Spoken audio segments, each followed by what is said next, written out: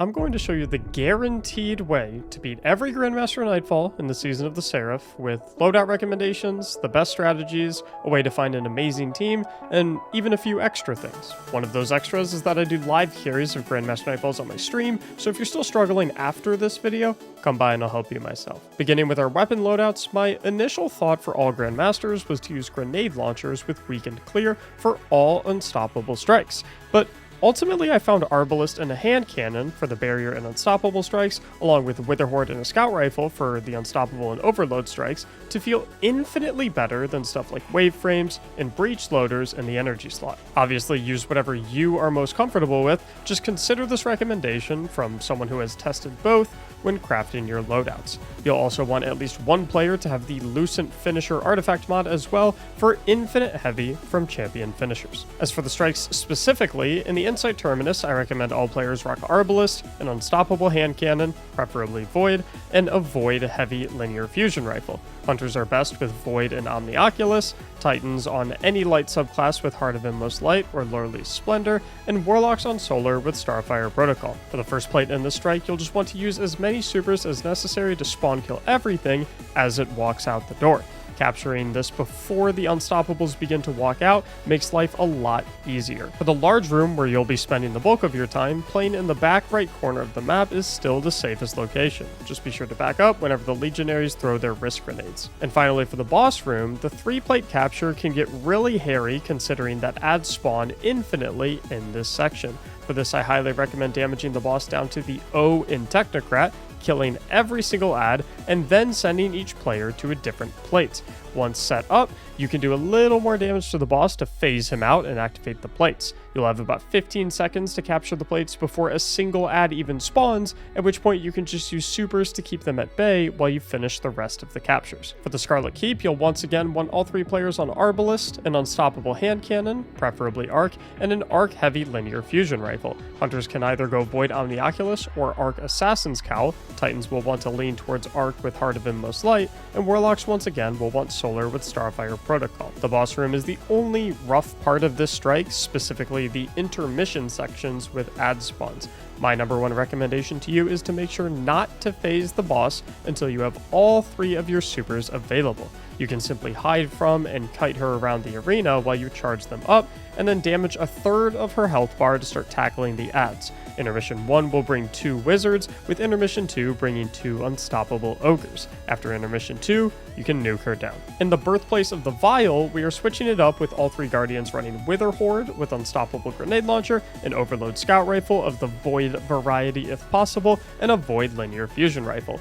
Void Omnioculus hunters are amazing for the boss room here, with Titans looking towards a more healing-focused build in Solar with Lordly Splendor, or a defense-focused build in Void with Heart of Inmost Light, and Warlocks opting for Solar with Starfire Protocol, or Stasis with Osmiomancy Gloves. I can't recommend bringing at least one Invis Hunter enough for this strike, considering how trivial it makes the 3-plate captures. The bridge section is a little rough as well, however if you have that Invis Hunter, you can of course Invis the entire team to run past everything and take up position behind all of the cover on the right side. As for the boss room, focusing on the ads is paramount. Witherhoards come in super clutch here since every spawn is telegraphed by the blue mist. Simply plop a few shots down on top of it, and all you'll have to worry about is keeping a piece of cover in between you and the boss. In the Corrupted, you'll want all 3 guardians on Witherhoard with unstoppable GL, an Arc overload scout rifle, and an Arc linear fusion rifle. Hunters are best suited to run Void Omnioculus as usual, Titans on Heart of Inmost Light Arc or Void, and Warlocks on Starfire Protocol Solar. For the intro, you can rotate around the right side to kill the Centurion boss after killing the initial Overload Chieftain and proceed through the strike while skipping the Overload Hobgoblins in the intro. You'll still get Platinum, no worries. For the elevator, I highly recommend pre-charging 2 balls to throw at the shielded enemies that come in the second wave. For the first set of enemies, you'll want to position on the front right, whereas after charging the 2 balls and killing the Centurion from the first wave, you'll want to position on the left to deal with the next set. Supers are great here if you have them up at this time. If you have an Invis Hunter, you can run past all of the Shriekers after killing the 2 unstoppable ogres to despawn everything in this room. Not necessary, but saves a bit of time. For the Teleporting Realms section, you want to kill the enemies in the following order: Unstoppable Hive Ogre in the normal realm, Hive Boss Ogre in the normal realm, 2 Unstoppable Phalanxes in the Ascendant realm, and finally, the Taken Boss Ogre in the Ascendant realm. The Phalanxes can be a bit shy, so be patient and wait for them to walk out onto the balconies where you can get their attention and have them run to you. After the Taken Ogre boss, everything will despawn except for the Shriekers, and you can take the right side balcony to the staircase to the portal.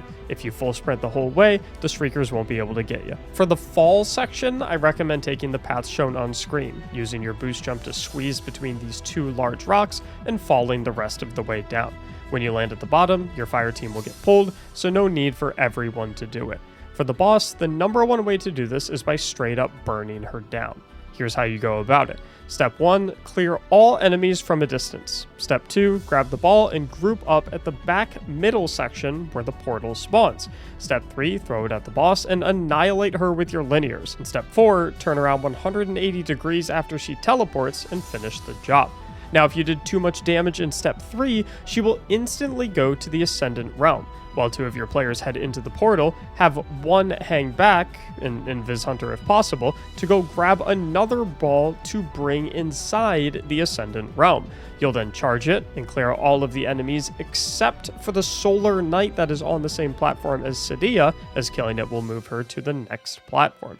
You can then throw the ball at Cydia, minding the rocks and her sporadic movement, and take her down at your leisure. If you failed step 4, you'll have to run all the way back to your original platform, clear out the new wave of adds, grab a new ball, break her shield to send her to the Ascendant realm, and then grab a new ball before heading into the portal and doing the aforementioned steps. Moving on to the Glassway, I highly recommend 1 Guardian pull up with a kinetic anti-barrier pulse rifle, Divinity, and a Void linear fusion rifle, with the other 2 Guardians bringing Arbalist, a Void Overload Scout, and a Void linear fusion rifle as well.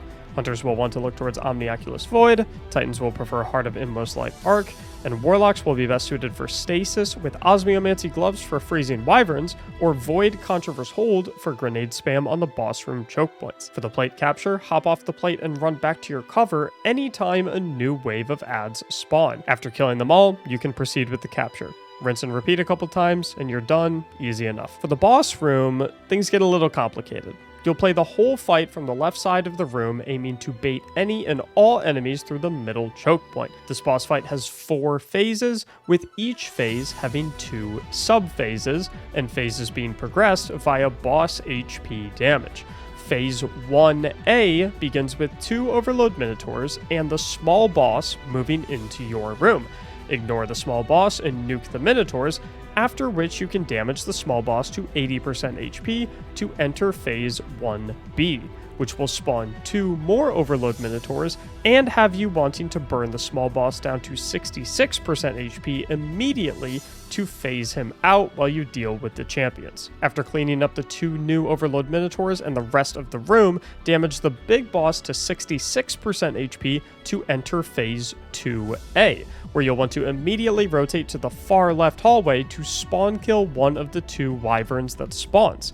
You'll then find and kill the other and damage the small boss to 50% HP, entering Phase 2B. Phase 2B will have you wanting to burn the small boss to 33% HP immediately before killing the 2 newly spawned wyverns, after which you can clean up the rest of the mobs and 4 barrier hobgoblins outside to enter Phase 3. Phase 3 runs the exact same way as Phase 1, beginning with 2 Overload Minotaurs. After taking them out, you'll damage the big boss to 50% HP to enter Phase 3B, then killing another 2 Overload Minotaurs before damaging the boss again to 33% HP and finishing off all of the other adds to enter Phase 4. Phase 4A begins the same way Phase 2A did as well, with rolling up to the far left hallway to spawn kill one of the 2 wyverns. After that, you'll kill the other wyvern and kill the small boss to enter the final phase, 4B. And in 4B, you'll kill the new 2 wyverns, followed by 4 barrier hobgoblins, and finally, the big boss to finish the run. Finally, the Warden of Nothing calls for 2 Guardians using Arbalest, a Solar Overload Scout Rifle, and a Solar Rocket Launcher, with Guardian 3 bringing a Kinetic Grenade Launcher, a Solar Overload Scout, or Anti-Barrier Pulse Rifle, and a Gallarhorn. Hunters here are best on Void Omnioculus or Solar Celestial Nighthawk or Star Eater Scales, with Titans preferring Heart of Inmost Light Arc, and Warlocks wanting Starfire Protocol. For the mine section, you'll want to make sure to milk the time out of the A mine while you clear out all of the champions and enemies where the B mine will spawn. You can actually just stand up against the edge of A to pause the timer without actually progressing the capture if you need a lot of time for your other 2 teammates to clear the arena as well. After everything is clear and you've captured A, you'll instantly capture B, head up on the balcony to the left to kill the Overload Minotaur, and then fight your way to C or capture it with an Invis Hunter. For the boss room, it's just a straight up DPS check. Pop all your supers, spam all your rockets, and kill him before he kills you. As for finding teammates for this voyage, I highly recommend using the LFG channel in my Discord server linked in the description to find other individuals that have all seen this exact same video and subsequently know all of the same weapon loadouts and strategies for knocking down all of these GMs in smooth fashion. And once again, if you find yourself struggling or just bored and are looking for more content to watch, I help live stream viewers with Grandmaster Nightfalls in my streams starting every weekday at 4 p.m. Eastern. I hope you enjoyed. Consider liking and subscribing if you did. Thank you so much for watching, and as always, have a great day.